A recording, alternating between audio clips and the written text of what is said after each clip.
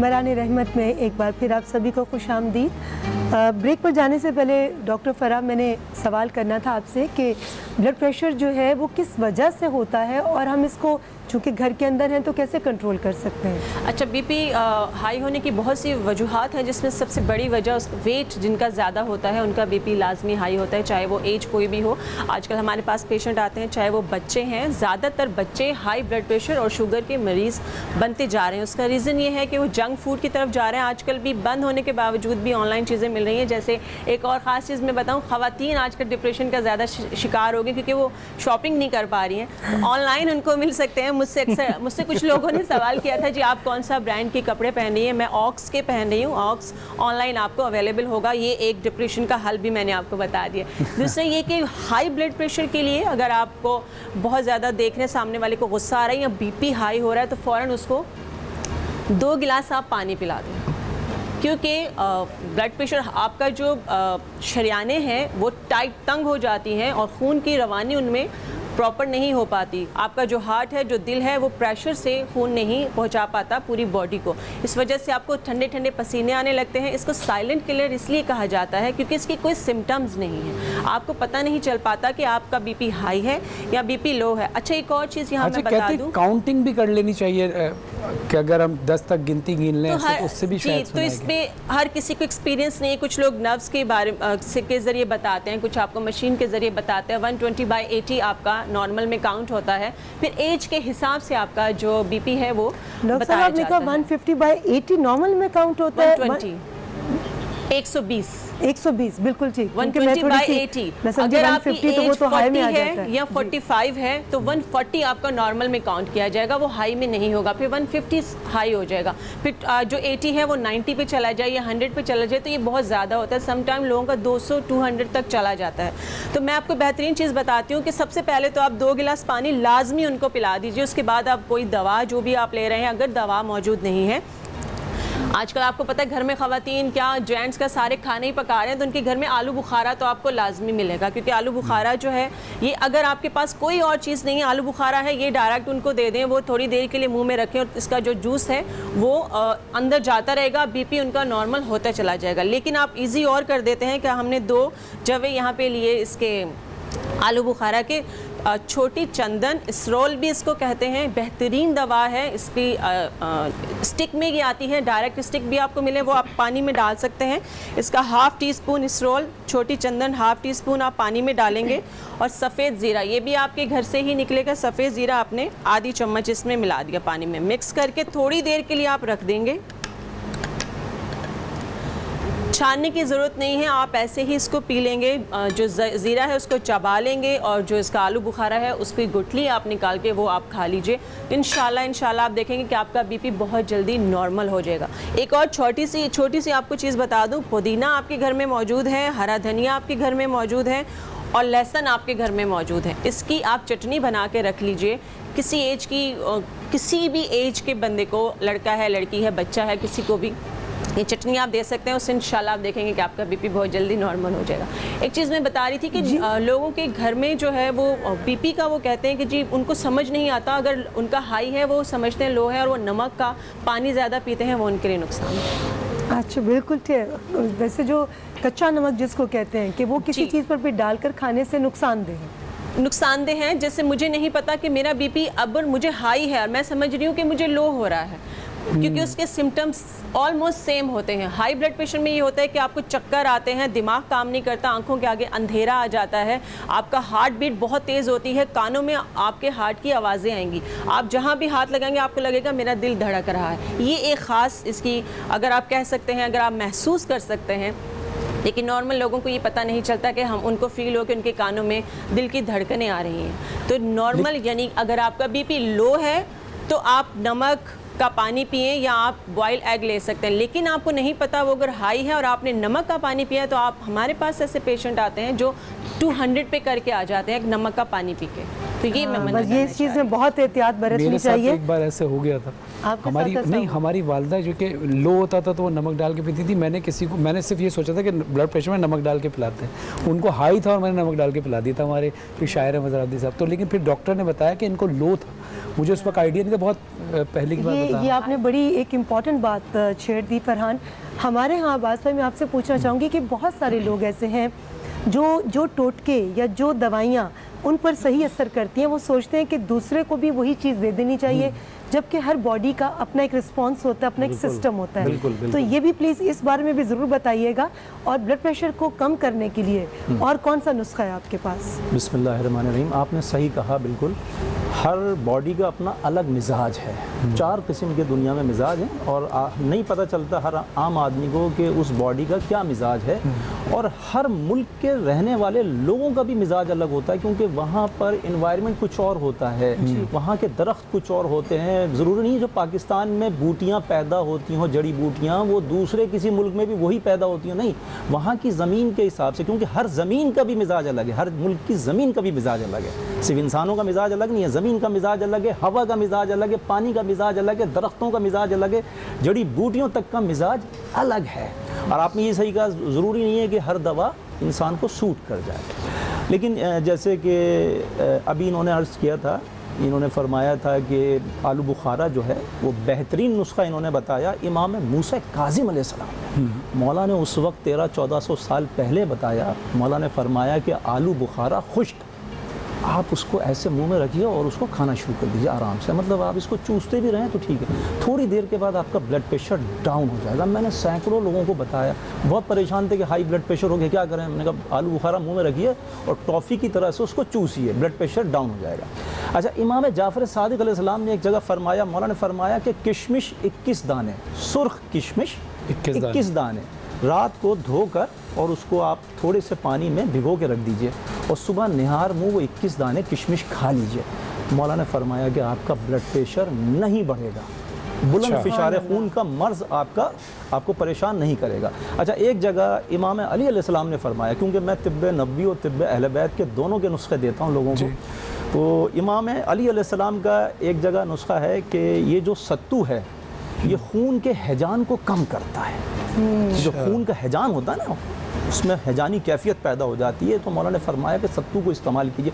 अब सत्तू को कैसे इस्तेमाल कीजिए? जी, ये मैं पूछना चाहूँगी कि सत्तू को हम शक्कर में बनाकर पिएं या चीनी में, या बगैर चीनी और शक्कर के? देखिए, शुगर पेशेंट तो उनका ब्लड प्रेशर हाई हो गया, वो तो अगर गुड़ में भी पिएंगे तो वो हाई हो जाएगी शुगर, है ना। तो शुगर पेशेंट कतई तौर पे उसमें ना शक्कर, ना गुड़ की शक्कर, ना आम शक्कर, कोई सी भी नहीं डालें। उसमें वो करें कि सत्तू को घोलें और घोलने के बाद उसको 2 मिनट के बाद उसको पी जाएं। अगर नीम गर्म नॉर्मल पानी में पिएंगे तो बहुत अच्छा है, ब्लड प्रेशर 10 मिनट के बाद बिल्कुल नॉर्मल हो जाएगा सत्तू से। और सत्तू 70 किस्म के अमराज की दवा है और रसूल अकरम सल्लल्लाहु अलैहि वसल्लम को ये वही के ज़रिए से, उससे पहले सत्तू नहीं था दुनिया में, रसूल अकरम सल्लल्लाहु अलैहि वसल्लम को ये वही के ज़रिए से परवरदिगार ने, जिब्राइल अमीन ने, परवरदिगार ने उनके ज़रिए से मैसेज दिया था कि या रसूलुल्लाह, परवरदिगार फरमाता है कि जौ का जो दाना है उसको पिसवा लीजिए। उसको पिसवाने के बाद एक तवे पे, एक बर्तन पे, गर्म बर्तन पे उसको भुनवा लीजिए, वो जौ का सत्तू बन जाएगा। और जौ का सत्तू, उसका कमाल ये है, अगर किसी की हाई शुगर है, हाई ब्लड प्रेशर है, वो बगैर शक्कर मिलाए पिए, उसको शुगर भी कम हो जाएगी और उसका ब्लड प्रेशर भी कम होगा। और आम लोग जो हैं उसको गुड़ की शक्कर के साथ पिएँ, गुड़ की शक्कर के साथ जो लोग पिएंगे, क्योंकि गुड़ के भी 70 किस्म के अमराज की दवा है गुड़ के अंदर भी। और ख़ास तौर पे गुड़ इस वक्त ये जो फेफड़ों के अमराज होते हैं उसमें बहुत फ़ायदा करती है। अच्छा। अगर जौ के सत्तू को गुड़ के साथ पिया जाएगा। गुड़ के तो ये भी होता है ना, जो लोग रुई की फैक्ट्री में काम करते हैं, जी हाँ, तो उनके लिए खाना लाजमी होता है ताकि आप उनका सीना और चेस्ट क्लियर हो जाए। फेफड़ों के अमराज में, सीने के अमराज में गुड़ बेइंतहा फ़ायदेमंद है। और फिर आजकल जो हालात चल रहे हैं उस हवाले से तो भी ये बड़ा इंपॉर्टेंट जी है। हाँ, बहुत इंपॉर्टेंट। और गुड़ की जो शक्कर बाजार में मिलती है वो रिफाइंड शक्कर होती है, वो ना लें, आप साबित गुड़ ले लें, उसको आप घर में कूट अब्बास भाई, फिर आपने मुझे मुश्किल में डाल दिया। मैं अपने तमाम देखने वालों को क्या कहूँ? क्या वो मासूम लोग तो जाएंगे चीज़ खरीदने, इसीलिए मगर जो लोग मिलावट कर चीज़ बेचते हैं उनको कौन पूछे? या उसकी पहचान बता दीजिए कि अगर वो लेने भी जाएं तो क्या पहचान है असली गुड़ की और मिलावट? डार्क ब्राउन कलर का होता है असल गुड़, है ना। वो रिफाइंड गुड़, रिफाइंड जो होती है वो शक्कर होती है, उसको हल्की सी बैज कलर की होती है, हल्की सी जर्द कलर की होती है, गुड़ लेकिन का उसमें कलर से वो काफी सब डार्क निकाल होता लेते हैं, ठीक है। जो गुड़ की डलियां होती है ना वो ब्राउन कलर की होती हैं, वो सब बिल्कुल असली होता है। उसको घर में लाके कूट लें, मैं खुद भी वही पीता हूँ, मैं ये ब्राउन शुगर नहीं लेता, मैं गुड़ लाता हूँ असली, उसको कूट के रख लेता हूँ, उसमें डली उठाई और डाल दी, बस। मैं भी वही आप भी वही करते हैं, अक्लमंद लोग यही करते हैं। देखिए, लोग पूछते हैं कि क्या सीक्रेट है, आप फ्रेश नज़र आती हैं, तो वही हमारे बड़ों के, बुज़ुर्गों के बताए हुए जो टोटके हैं, जी हाँ। जो तरीक़ाकार है। जैसे ब्लड प्रेशर के हवाले से डॉक्टर फ़रहा ने बताया कि घर में आप पुदीने की, धनिया की और लहसुन की चटनी बनाकर किसी भी एज ग्रुप के बंदे को दे सकते हैं, वो खाएगा, उस चटनी से उसको फ़ायदा पहुँचेगा। इसके अलावा उन्होंने रेमेडी भी आपको बताई। इसी तरह अब्बास साहब ने भी आपको बताया कि किशमिश के 21 सुर्ख किशमिश के 21 दाने रात को भिगो कर रख दें, नेक्स्ट डे आप उसको खाइए, और आलू बुखारे को खुश कर कर आप उसको भी अगर मुंह में रखें और उसकी गुठली को आप चूसते रहें, उससे भी आपका ब्लड प्रेशर जो है वो कम हो जाएगा। तो ये कितने सादा और कितने आसान नुस्खे हैं जो आप तक पहुंच गए हैं। आई होप कि जिन लोगों को ब्लड प्रेशर का प्रॉब्लम है वो इन चीज़ों को ज़रूर इस्तेमाल करेंगे और हमें ज़रूर अपना फीडबैक देंगे। लेंगे एक छोटा सा ब्रेक, और ब्रेक के बाद जब वापस आएंगे तो उलमाए कराम हमारे साथ होंगे, और आज का हमारा टॉपिक है दिखावा।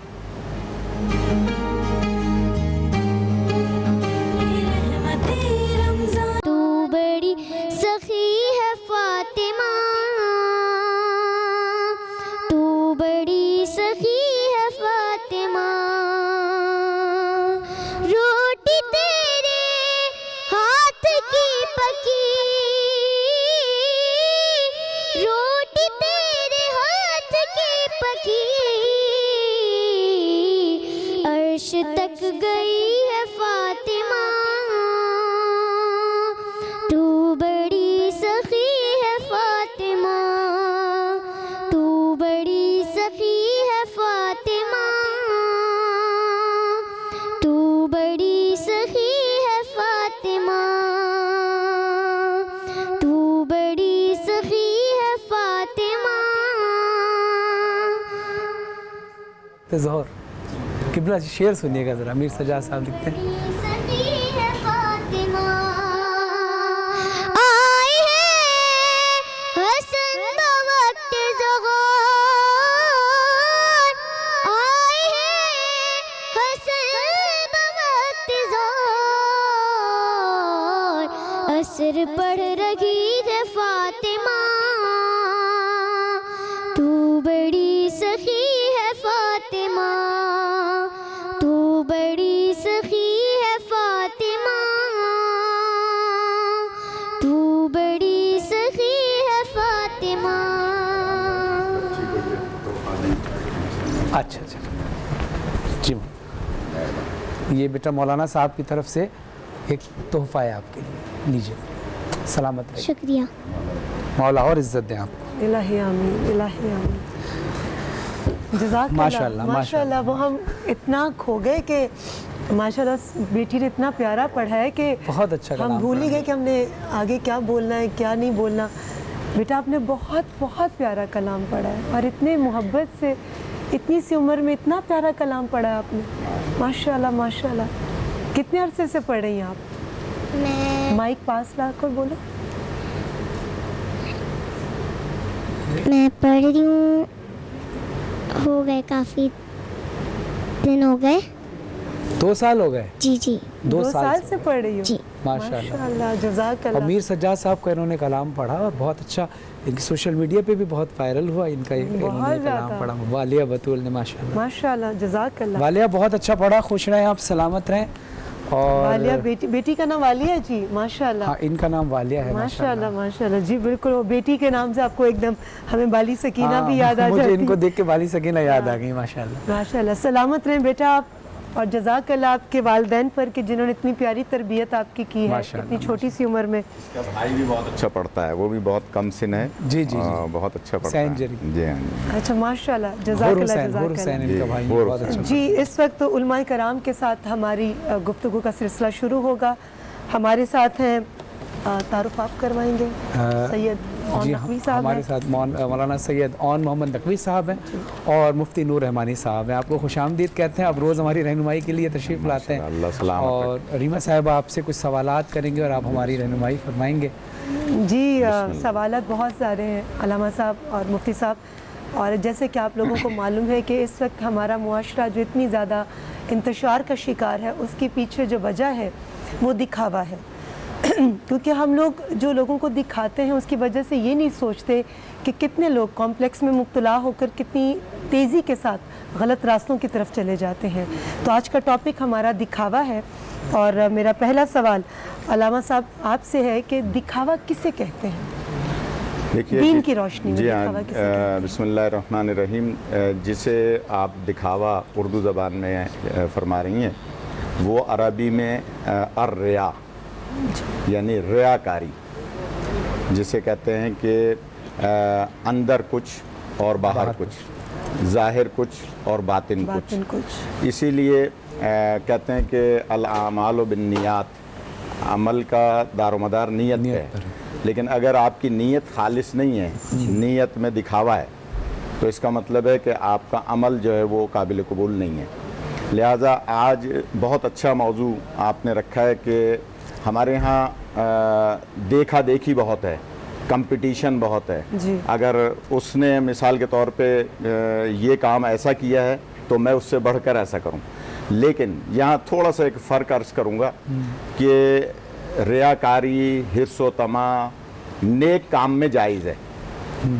अगर नेक काम में, बस ना इस बच्ची ने बहुत अच्छी मनकबत पढ़ी, जी लेकिन अगर आज टीवी पर देखकर और बच्चियाँ इसमें शौक़ पैदा करें कि मैं भी ऐसा पढ़ूं, जी तो ये रियाकारी नहीं होगी, बल्कि ये अच्छे काम में सबकत करने वाली बात होगी। सुभान अल्लाह। लेकिन अगर कोई इस बच्ची के साथ कोई बच्ची पढ़ती हो और वो इससे हसद करने लगे और इसको नुकसान पहुंचाने लगे और उसमें दिखावा ले आए, तो इसका मतलब ये हुआ कि रियाकारी अल्लाह को पसंद नहीं है, दिखावा किसी सूरत में अल्लाह को पसंद नहीं है। और इसके बरअक्स, क्योंकि हर चीज़ को उसकी ज़िद से पहचाना जाता है, लेकिन रियाकारी की ज़िद है इखलास।